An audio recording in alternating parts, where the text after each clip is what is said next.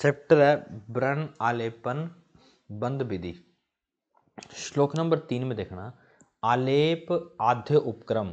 ये बोलते हैं आलेप सबसे पहला उपक्रम है। ये क्वेश्चन बना था एक बार कि सबसे पहला या आद्य उपक्रम क्या है? आलेप है, IMP है। अगर कई बार चिकित्सा से पूछे, और चिकित्सा से भी क्वेश्चन आता है, वहां पर अपतर्पण को आद्य उपक्रम कहा गया है। अपतर्पण आद्य उपक्रम है। शिशु चिकित्सा में अपतर्पण को आद्य उपक्रम कहा गया। किसमें? सर्वशोफों में। सभी शोफों में ये शिशु चिकित्सा 1/11 का है।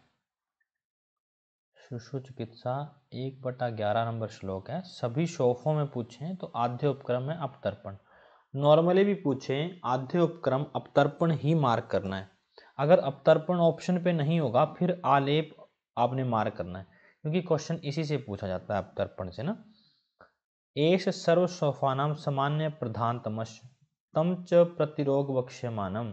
ये सभी शोफों में सामान्य है और प्रधान है।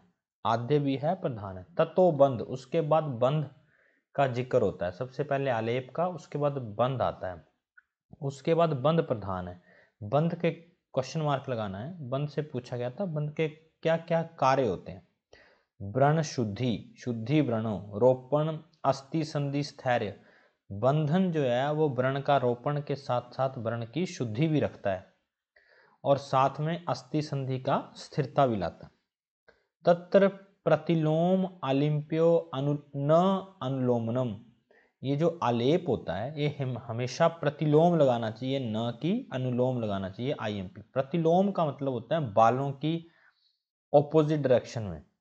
हमेशा आलेप को प्रतिलोम अर्थात बालों के रुख की विरुद्ध दिशा में लगाना चाहिए, अनुलोम नहीं लगाना चाहिए।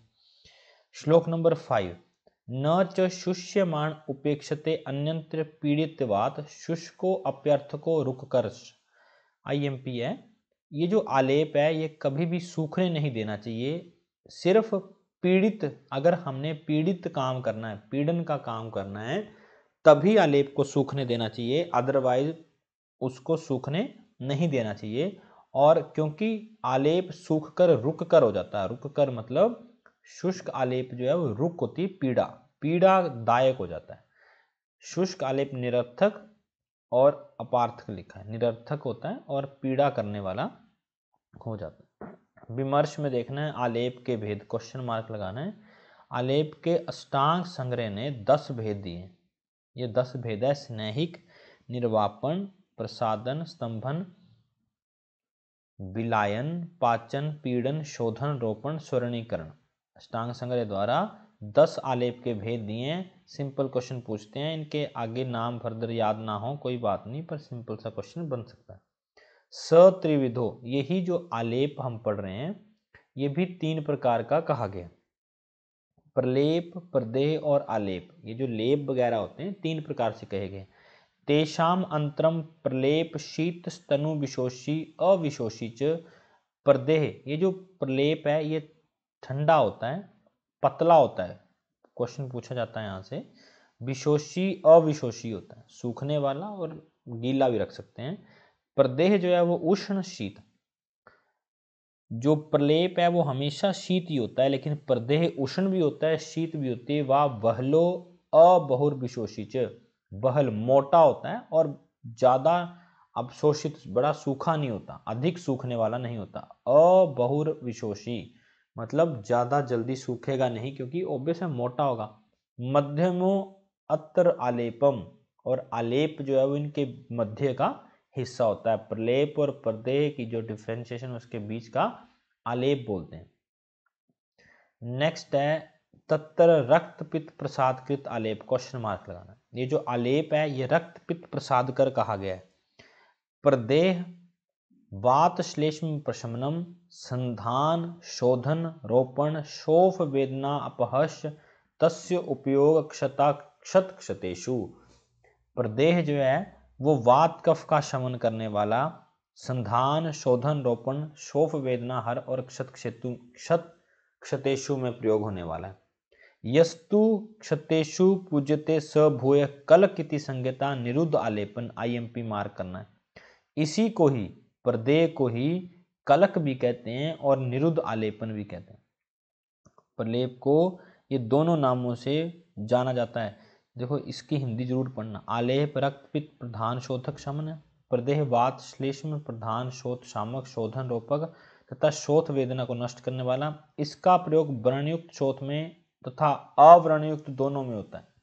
क्षत अक्षतेषु च, जिसको क्षत में प्रयुक्त करते हैं उसे प्रायः कलक, यस्य क्षतेषु पूज्यते स भूय कलक इति संज्ञा लभते तथा निरुद्ध आलेपन भी कहते हैं। मोस्ट इंपॉर्टेंट क्वेश्चन है। जो क्षत में प्रयोग होता है उस प्रदेह को कलक और उसी प्रदेह को निरुद्ध आलेपन भी कहते हैं। क्वेश्चन बन सकता है।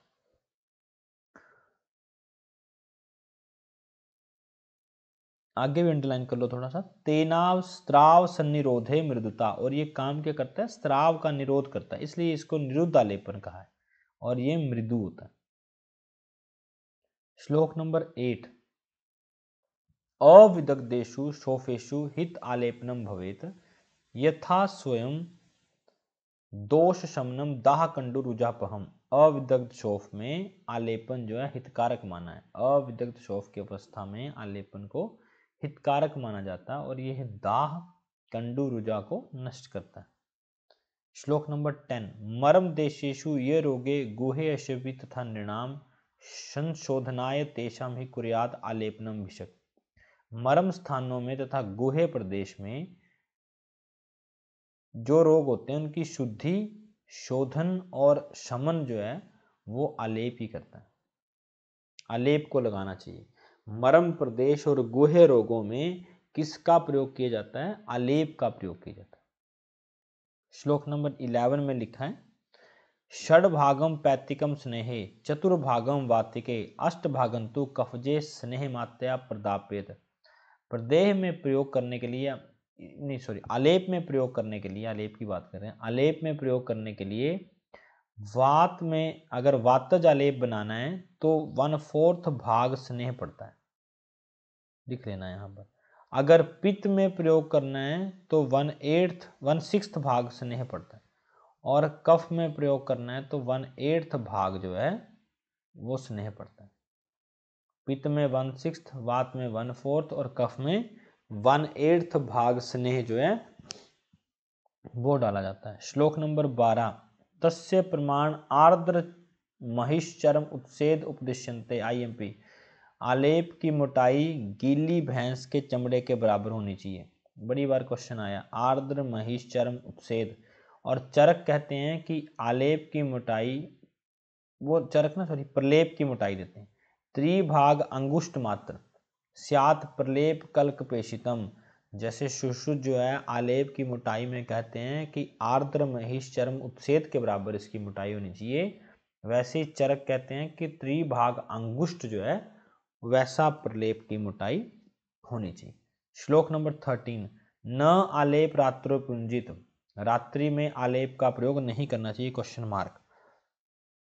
प्रदेह साध्य व्याधि तु हित आलेपनम दिवा। प्रदेह साध्य रोगों में आलेप जो है वो दिन में हितकारक होता है। रक्त पित्त रक्त अभिघातोथे सविशेष विशेषता, क्योंकि प्रदेह साध्य रोगों में पित्त तथा रक्त या रक्त पित्त अभिघात या विषजन्य रोगों में दिन के समय में लेप लगाना हितकारक होता है। दिन में आलेप करना चाहिए। दूसरा, इन व्याधियों में खासकर दिन में ही आलेप लगाने का विधान है। न च पर्युषितम लेपम कदाचित अवचारित। पर्युषित होता है बासी, बासी लेप लगाना नहीं चाहिए।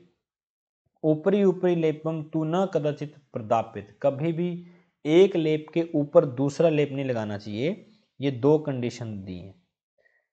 एक तो प्रदेह को दिन में लगाना चाहिए, रात में नहीं लगाना चाहिए। दूसरा, एक के ऊपर दूसरा लेप नहीं करना चाहिए और बासी लेप तो बिल्कुल नहीं करना चाहिए। श्लोक नंबर 17 देखना है। श्लोक नंबर 17, यहां से बंधनों का वर्णन किया जा रहा है। बंधन जो है क्षोम से, कृपास से विक, इनसे बनाए जाते हैं, है ना। ऊन पहले जो है इनसे बंधन बनाए जाते थे।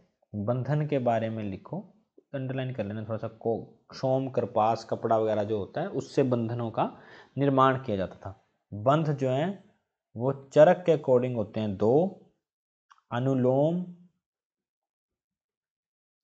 कोमा प्रतिलोम, अनुलोम और प्रतिलोम, या वाम और दक्षिण भी कहते हैं, वाम और दक्षिण। सुश्रुत के अकॉर्डिंग होते हैं 14 और बागभट के अकॉर्डिंग होते हैं 15। बागभट ने कौन सा एडिशनल माना है? उत्संगिनी, उत्संगिनी बंध एडिशनल माना है और इसका प्रयोग होता है बाहु में, बाहु में या विलंबिनी अंग में। विलंबिनी अंग, विलंबिनी अंग वो अंग होते हैं जो विलंबिनी, ऐसे देखो बी आधा ल आधा म, विलंबिनी अंग वो अंग होते हैं जो लटकते हैं। विलंबिनी अंगों में इनका प्रयोग होता है। उत्संगनी बंध का प्रयोग किया जाता है बाहु आदि में, और विलंबनी अंग भी वही होते हैं जो एक्सट्रीमिटीज है, जैसे उंगली टूट के गिर रही हो, उनमें विलंबनी अंगों का प्रयोग किया जाता है। श्लोक नंबर 18, यहां पर बताया गया चेती चतुर्दश बंधन विशेषा, और बंधन कैसे हैं? तत्र कोश, अंगुष्ठ, अंगुली, परवसु, विद्युदात। कोश, अंगुष्ठ, अंगुली, अंगुली में सॉरी अंगुष्ठ अंगुली पर्व में कोश बंध बांधने का विधान है। दाम संबंध अंगे, संबंध अंग में दाम। संवाद अंग होते हैं जो तंग अंग होते हैं, जैसे उंगली हो गया, या जिनमें स्पेस कुछ नहीं मिलता, उनको दाम, उनमें दाम बंध बनना है। संधि, कुर्चक, भ्रू, स्तनांतर, तल कर्णेशु में स्वस्तिक बंध। ये थोड़े से आईएमपी हैं सारे, 2-4 बार पढ़ेंगे तो डिफ्रेंशिएशन हो पाएगा, अदरवाइज जो है वो इसमें से क्वेश्चन निकालना मुश्किल होता है। और इसमें से जो क्वेश्चन बनेंगे वो सारे सॉल्व करने तब निकलेंगे। अनुवेलित शाखासु, अनुवेलित होता है कंटिन्यूस बंध, ऐसे स्पाइरल जैसे करते हैं, स्पाइरल बैंडेज जिसको बोलते हैं, ये कहाँ करते हैं? शाखाओं में। ग्रीवा और मेड्र में प्रतोली, प्रतोली बंध कहते हैं, या प्रतोली या मुतोली भी कहते हैं। ग्रीवा मेड्र में प्रतोली बंध। वृत्तंगे मंडल, जो गोल अंग होंगे वहां पर मंडल, जैसे पेट हो गया, ऐसे उरु हो गई, उर हो गया, ये सारे जो हैं, बाहु हो गई, ये गोल जो अंग होंगे वहां मंडल बंध। अंगुष्ठ, अंगुली, अड्र, अग्रेशु, स्थगिका, मेड्र है। अंगुष्ठ, अंगुली, मेड्र, अग्रेशु, अगले हिस्सों में, स्थगिका बंध। वैसे अंगुष्ठ अंगुली पर्व में, पर्व उतनी ज्वाइंट, इसमें कोश बंध, और अग्र भाग में स्थगिका, क्वेश्चन मार्क लगा लेना है। यमल, व्रणयोर, भयकम, यमल, व्रणयोर, यमल बंध जो है वो यमक व्रणों में, यमल, व्रणयोर, यमकम, यमक होते हैं जो जोड़े में होते हैं, ऐसे व्रणों में यमल बंध बांधना चाहिए। हनु, शंख, गंडेशु, खटवाम, अपांग्योश्चीनम। हनु, शंख, गंड प्रदेश में खट, खटवा बंध, है ना, खटवा मतलब खटवा बंध बांधना चाहिए, और अपांग प्रदेश में चीन बंध बांधना चाहिए। पृष्ठ, उदर, उर्सु, विबंधम, विबंध बंध जो है वो पृष्ठ, उदर और उर में बांधना चाहिए। क्वेश्चन मार्क लगाओ, उसको क्वेश्चन पूछा गया, विबंध बंध कहाँ बांधना चाहिए? पृष्ठ, उर, उदर और उर में। पीठ, ये पूरा एब्डोमिनल पार्ट आ गया, पीछे आ गया, पीछे चेस्ट रीजन या स्टमक वाला रीजन, इस सारे में विबंध बंध। मूर्धन, वितान, वितान बंध जो है वो सिर में बांधना चाहिए। चिबुक, नासाओष्ठ, अंश बस्तीशु में गोफना बंध, आईएमपी। जत्रु, ऊर्ध्व, पंचांगी, जत्रु के ऊर्ध्व जो है वो पंचांगिनी बंध बांधना चाहिए। और उत्संग बंध जो बागवट का एडिशनल है वो मैंने आपको लिखवाया, थोड़े से लिखने हैं। गोफना बंध एडिशनल लिखने हैं, गोफना बंध आगे चिकित्सा में आएगा। ये गोफना बंध बांधा जाता है योनि भ्रंश गुदभ्रंश में। पंचांगी, पंचांगी बंध हनुसंधि विश्लेष।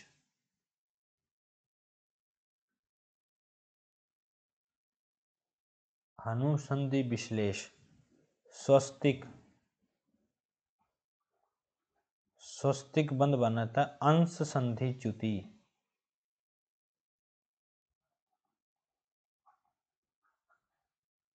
स्वस्तिक बंध बांधा जाता है अंश संधि च्युति में।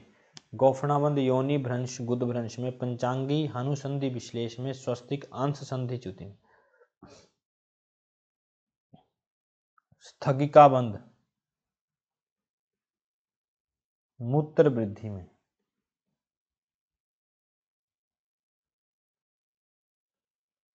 स्थगिका बंध क्वेश्चन मार्क लगाना है मूत्र वृद्धि में। श्लोक नंबर 20। यंत्रणा, यंत्रणा जो है उसको बोलते हैं टाई करने को। यंत्रणा 3 प्रकार की होती है, क्वेश्चन मार्क लगाओ। ऊर्ध्व अध तिर्यक, यंत्रणा 3 प्रकार की मानी जाती है, ऊर्ध्व अध और तिर्यक। यंत्रणा का मतलब होता है गांठ लगाना। श्लोक नंबर 22। न च विकेशिका औषधे अति स्निग्धे अति विषमे वा कुर्वीत। विकेशिका का मतलब होता है जो गोज पीस होता है उसको बोलते हैं विकेशिका। बर्ती या मेडिसिन लगाते हैं वो ना अति स्निग्ध होनी चाहिए ना अति विषम, ऐसी नहीं होनी चाहिए। अति स्निग्ध, अति रुक्ष और विषम नहीं होनी चाहिए। अति स्निग्ध होने से कलेद होगा, रोक्ष होने से छेदन होगा, टूट जाएगी, मतलब वो व्रण बनेगा। दुर्न्यास व्रण वर्तम घर्षणम इति। विषम रखने से वो रुक्ष होने से फट जाएगा, विषम रखने से व्रण का मार्ग में घर्षण होता है। कुछ नहीं है, सीधा सीधा व्रण वर्तम घर्षण इति। अगर स्निग्ध होगा तो क्लेद होगा, रुक्षण होगा तो छेदन होगा, मतलब वो फट जाएगा व्रण, और अगर विषम रखेंगे तो व्रण का घर्षण होगा। नेक्स्ट आना है श्लोक नंबर 23। श्लोक नंबर 23। तत्र व्रण आयतन विशेष बंध विशेष त्रिविधो। व्रण के आयतन भी 3 होते हैं, जैसे व्रण के बंध 3 है, बड़ा इंपॉर्टेंट है, यंत्रणा 3 है, सॉरी व्रण बंध यंत्रणा 3 है, वैसे व्रण के आयतन भी 3 होते हैं। मोस्ट इंपॉर्टेंट, ये भी क्वेश्चन पूछा जाता है, कंफ्यूज करने के लिए दोनों को मिक्स कर देते हैं, व्रण आयतनों को और यंत्रणा को। व्रण आयतन 3 प्रकार के होते हैं, अति गाढ़, सम और शिथिल। व्रण आयतन का मतलब है पट्टी बांध नहीं, जो है वो कैसी चाहिए, गाढ़ बंध बांधना चाहिए या सम बंध बांधना चाहिए, शिथिल बंध बांधना चाहिए। पीड़ितो उन्नतो गाढ़, जहां दबाने पर पीड़ा करे, जो बंध दबाने से पीड़ा, पीड़्य न रुजो है, सॉरी पीड़्य न रुजो गाढ़, जहां दबाने पर पीड़ा ना करे वहां गाढ़। उच्चवास शिथिल स्मिता, डेफिनेशन दी हुई है कि गाढ़ बंध किसे कहते हैं, जो दबाने पर पीड़ा ना करे, काफी दबा दें फिर भी पीड़ा ना करे तो उसे गाढ़ बंध कहते हैं। जो सांस लेते हुए हिले उसे स्थिल बंध कहते हैं। नैव गाढ़ो न शिथिलो समबंध प्रकृतिता, जो न अधिक गाढ़ा हो न अधिक शिथिल हो उसे समबंध कहा जाता है। तत्र सफिक कुक्षी कक्षा वंक्षण उरुशिर सुगाढ़म, यहाँ पर गाढ़ बंध बांधना चाहिए। यहाँ संधि लिखा हुआ है, हिंदी में इसको काट देना, संधि नहीं है श्लोक में। सफिक कुक्षी कक्षा वंक्षण उरुशिर है। शाखा वदन कर्ण कंठ मेड्र मुष्क पृष्ठ पार्श्व उदरशु सम, इन जगहों पे संबंध बांधना चाहिए। अक्षणों संधिचु च शिथिल बंधम, अक्षों और संधियों में शिथिल बंध बांधना चाहिए। अब आपको ये याद रखने पड़ेंगे, याद रखने का तरीका कैसे है, सबसे पहले शिथिल बंध को याद करो, 2 ही प्रदेश है, अक्षीय और संधियां। उसके बाद आपने सुगाढ़ बंध याद करने हैं, 6 प्रदेश होंगे ये, और मध्यम बंध जो समबंध है उनको ना भी याद करेंगे तो ऑब्वियस अंडरस्टूड है, जो बच गए अगर उनमें से आएगा तो समबंध होंगे। श्लोक नंबर 26। तत्र पैतिकम गाढ़ स्थाने संबंधनीयात सम स्थाने शिथिलम। पैतिक प्रणों में जहां गाढ़ बंध बांधना चाहिए वहां सम बांधना चाहिए, और जहां सम बांधना चाहिए वहां शिथिल बांधना चाहिए। शिथिल स्थाने नैव, जहां शिथिल बांधना हो वहां नहीं बांधना चाहिए। एव शोणित दुष्टम च, ऐसा ही रक्त दुष्टि में भी करना चाहिए। ये बोलते हैं अगर पैतिक व्रण है या पित्त दूषित कोई व्रण हो तो उसमें अगर किसी स्थान पे गाढ़ बंध बंधने का विधान है तो वहां पर सम बांधना चाहिए। सम का विधान है तो शिथिल बांधना चाहिए, शिथिल का विधान है तो व्रण बांधना ही नहीं चाहिए। श्लैष्मिक शिथिल स्थाने सम, सम स्थाने गाढ़, गाढ़ स्थाने गाढ़तम एवं वात दुष्टे। यहीं पर अगर वातिक या श्लेष्मिक और वातिक दोनों कोई भी व्रण दुष्टि है तो शिथिल स्थान पे सम, सम स्थान पे गाढ़ और गाढ़ स्थान पे गाढ़तर बंधन जो है वो बांधने का विधान है। नेक्स्ट 27th, तत्र पैतिक शरद ग्रीष्म में द्विर अर्हनो बंधनियात, दिन में 2 बार। पैतिक शरद और ग्रीष्म व्रणों में दिन में 2 बार व्रण बांधना चाहिए। रक्तो उप, आगे लिखो, श्लैष्मिक हेमंत बसंत योस्त्रेहा अह द्वातो उपद्रुत अप्यते, और बसंत और हेमंत ऋतु में या फिर श्लैष्मिक व्रण में तीसरे दिन यो अत्र त्रय अह होते दिनों में तीसरे दिन जो है हमें व्रण को बदलना चाहिए। पित्त दृष्टि से उत्पन्न व्रण शरद ऋतु ग्रीष्म ऋतु में दिन में 2 बार बंध बांधना चाहिए, और कफ दृष्टि में उत्पन्न व्रण में हेमंत बसंत ऋतु में तीसरे दिन पट्टी बांधनी चाहिए। इस तरीके से इनको याद रखना है। श्लोक नंबर 29, अविपरीत बंधे वेदना उपशांति अश्रिक प्रसादो मार्दवम च, यदि बंध अविपरीत अनुकूल बांधा जाए तो वेदना का शमन, रक्त की अश्रिक प्रसादो रक्त की शुद्धि, और व्रणता में मृदुता उत्पन्न होती है। व्रण जो है वो इससे मृदु होता है। बंधन के लाभ हैं, ये भी 3 है यहां पर बंधन के लाभ दिए गए, वेदना उपशांति अश्रिक प्रसादो और मृदुता। श्लोक नंबर 32, सुखमेव व्रणिशेते सुखम गच्छति तिष्ठति, सुख शय्या आसन क्षिप्रम सरहोति व्रणम। अगर बंधन से व्रणी पुरुष ठीक तरह से सोता है, सुख से चलता है, सुखपूर्वक खड़ा रहता है, बैठ सकता है, तथा जो सुख से सो सकता है, बैठ सकता है, वो व्रणी शीघ्र ही भर जाता है। सुख में व्रणी जो सुख से सो रहा है, चल रहा है, आसन बैठना है, उसका जल्दी ही व्रण जो है वो भर जाता है। अबंध्या, जिनके व्रण जो है वो नहीं बांधने चाहिए। पित्त रक्त अभिघात विष निमित्ता यदा, जैसे हम बोलते हैं ना कि डॉग बाइट अजीब स्टिचिंग नहीं करनी है, पट्टी नहीं बांधनी है, तो ऐसे ऐसे कौन कौन से व्रण हैं जिनमें पट्टी नहीं बांधनी चाहिए। पित्त रक्त अभिघात विष निमित्ता यदा च शोफ दाह पाक राग तोद वेदना अभिभूत क्षार अग्नि दग्धा पाकात प्रकुपित अप्रशीर्ण मास, जिनमें से प्रशीर्ण मास मतलब मांस जो है वो सड़ रहा हो, गल रहा हो, गिर रहा हो, ऐसे में पट्टी नहीं बांधनी चाहिए। 34th में वही कंडीशन है, कुष्ठ अग्नि दग्ध पीड़िका मधुमेहिनी कर्णिना उरु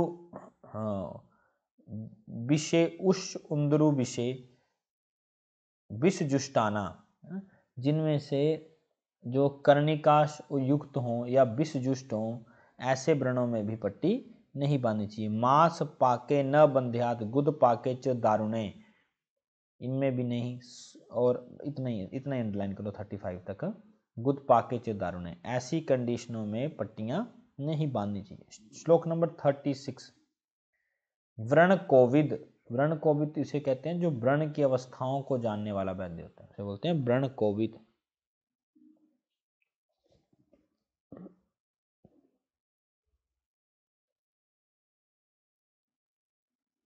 श्लोक नंबर एक बार 41 देखो, पित्तजे रक्ते वापी सरिक देव परिक्षिपेत अश्रिक कफजे वापी वातजे च विचक्षणम। पित्तज रक्तज में परीक्षीण, पित्त रक्त दुष्टि में व्रण को एक बार ही उसका जो स्राव निकाल देना चाहिए। कफजन्य और वातजन्य व्रण में बार बार पुए निकालनी पड़ती है। पित्त रक्त से दूषित हो तो ड्रेन डायरेक्ट कर देना है, और बाकियों से दूषित हो तो उसको धीरे धीरे ड्रेन करना चाहिए। नेक्स्ट चैप्टर देखेंगे, श्लोक चैप्टर नंबर 19